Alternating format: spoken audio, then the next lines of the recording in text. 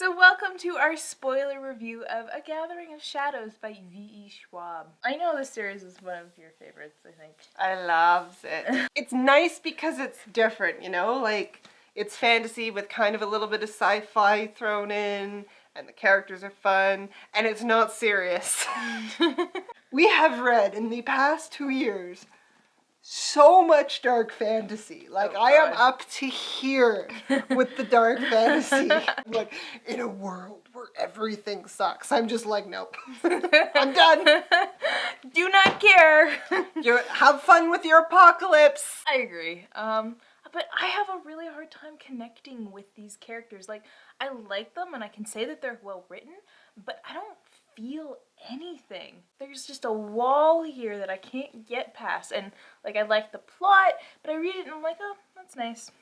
I feel connected to Kel. Yeah. I have like a bond with Kel in my mind just because like I kind of get his character of just being that guy where everything kind of goes wrong around him and he's just like, I have to go pick up my drunk brother from the party that he snuck out to. You know, just like, I guess it's like being an older sibling, I kind of get that. Yeah. I like all the characters. Like, I understand them, but it's just, I don't feel like it's the opposite of butterflies. I don't know. I feel a connection with Kel, but I get that. Like, I can't connect with Lila. No. Like, I can't, because just some of her decisions, they are totally in character. Like, everything she does, it doesn't seem like a stretch. It seems exactly what she would do.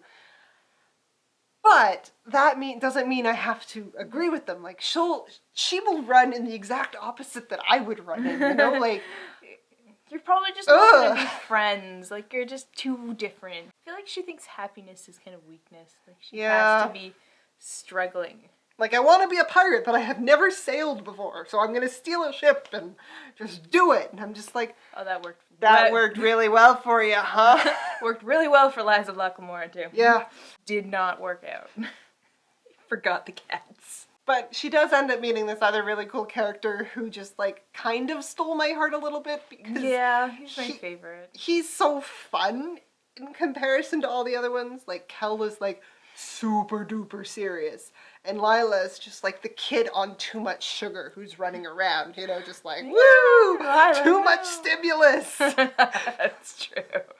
And then there's Alucard, who kind of meets them in the middle, where he's just like, I'm just gonna lounge and drink my, like, super expensive wine, and I'm just like... Like, I am super competent, and I'm happy with my life decisions, but I don't need to really try hard. I just need to, like, coast by, and I like where I am, you know what? Like, this is good. Drink my classy wine, be classy, hang out with my crew. Like, Lila at one point is just like, you know, there are many...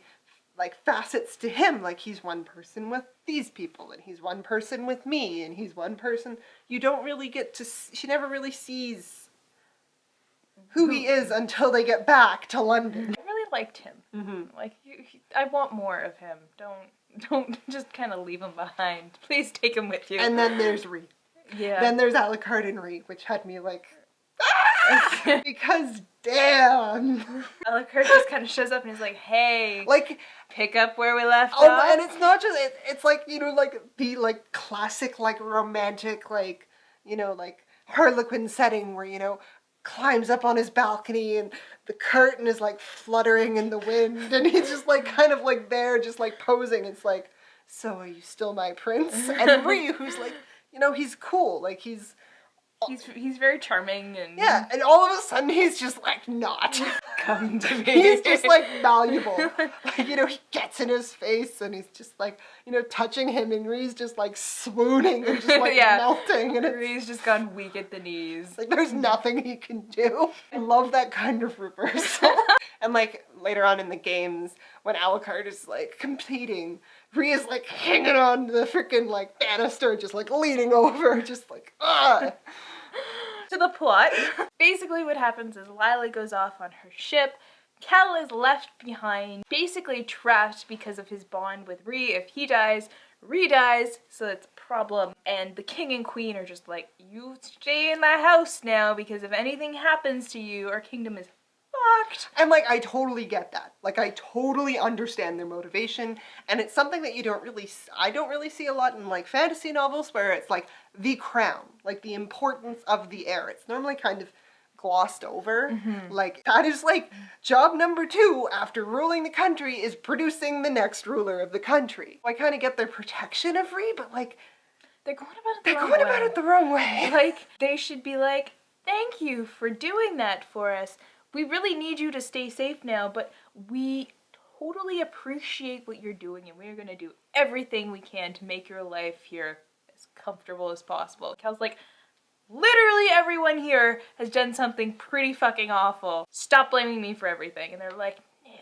At one point, I found really interesting the king and Cal were talking, and it was like, why are you still punishing me? And it's like, it's also punishing Rhee. Like, it's implied that they're using him to punish Rhee. And I was thinking about, like, whipping boys. Yeah, it's not a good situation. No. But anyway, so, you know, they've all got their situations they're working on, and along comes this Elemental Games, which is people from the 3 major empires come together and compete, and it's just like a game, and it's fun, and it's not serious, and whoever wins doesn't, like, become the ultimate nation. It's just like the Olympics. And I like how the king spoke about it. He's like, when everyone competes, you know, there is like a showmanship. It's not really super hardcore competition. And if someone came into the games being like, you know, like a powerful, like overwhelming everyone else, it would be a sign that perhaps we should be preparing for an upcoming war. They're using it as their early warning system, which,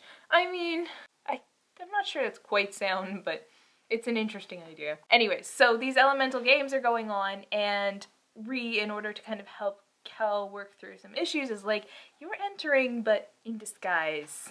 And I feel so bad for that guy, for, like, the priest guy, who just knows everything, and just, like, spends the entire book just standing there just, like, fuck I this up. hate everyone. So anyways, Cal enters in disguise, and Lila decides that she needs to enter because... I was so mad at her.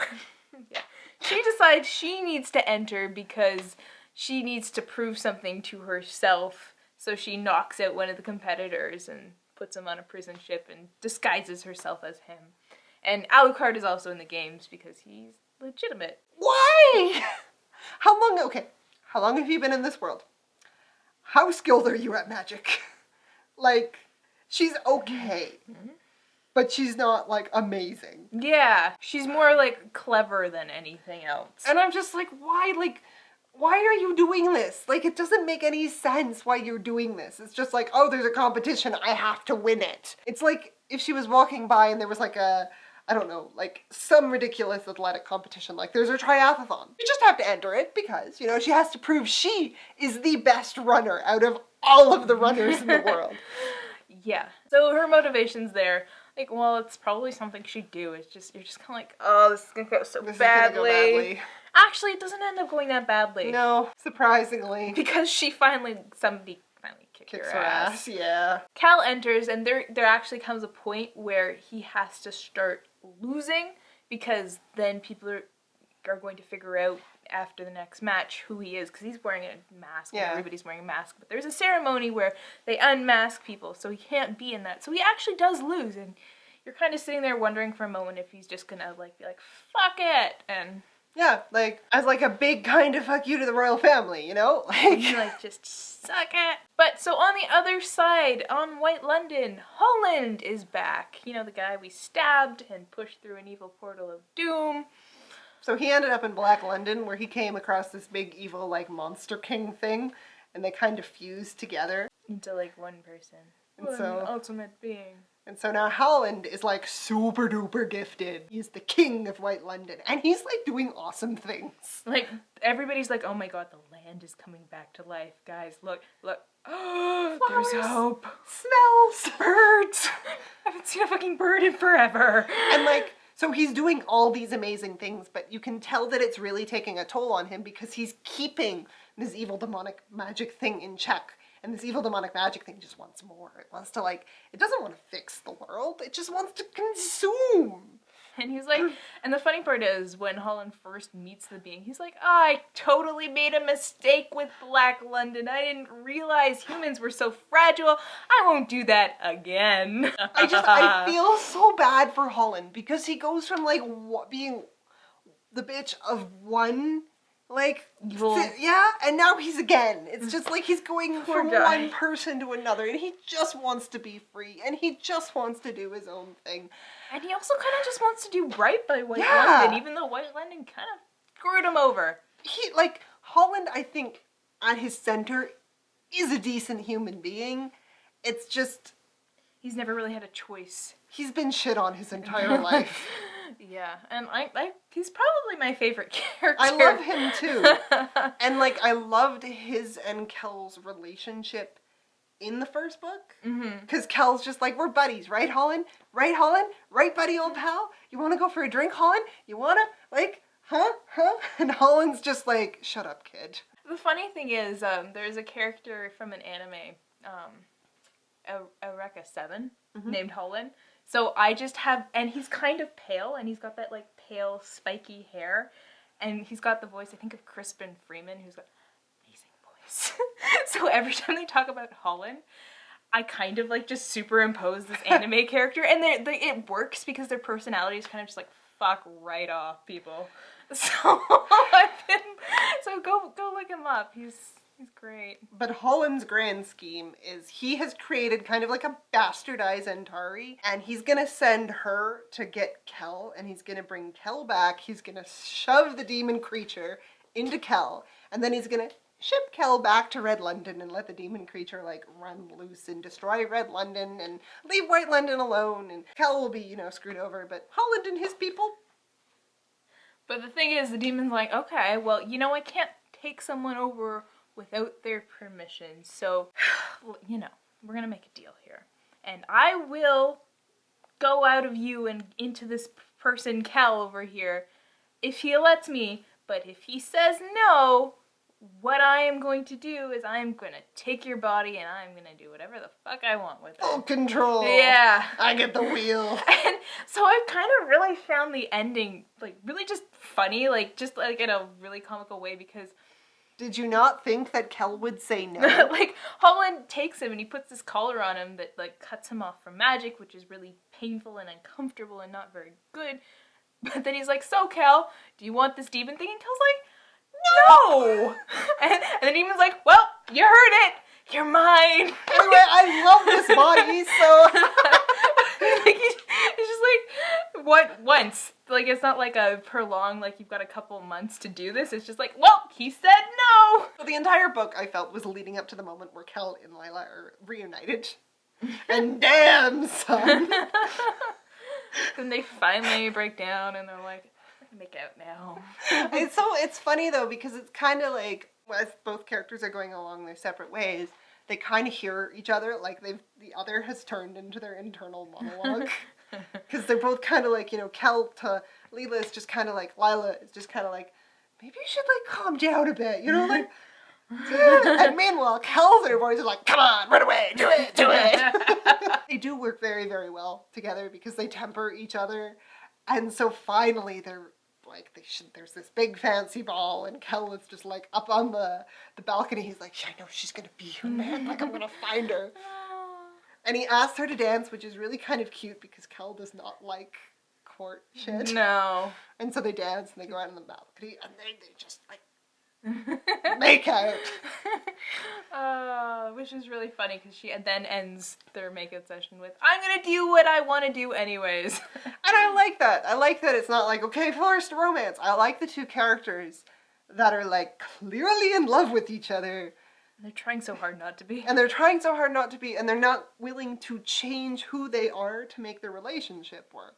I think that's a lot more romantic, because, you know, it's like only for a brief moment in time. Yeah, they kind of have to, like, beat each other like rocks until they finally kind of, like, work out a system that works. So the book ends with Kel in, you know, magic collared and, you know, stabbed and kind of dying in Red London because, you know... Well, the seal is breaking, too, from this magic color, and Lila's like, I'm gonna fix this! And she's like, I've decided that I must be an Antari. You're like, and you know, if any character is gonna, like, be one, it's gonna be her, because she does have a fake eye, so, like... Probably. She probably was one, and someone probably, like, pulled out the black eye.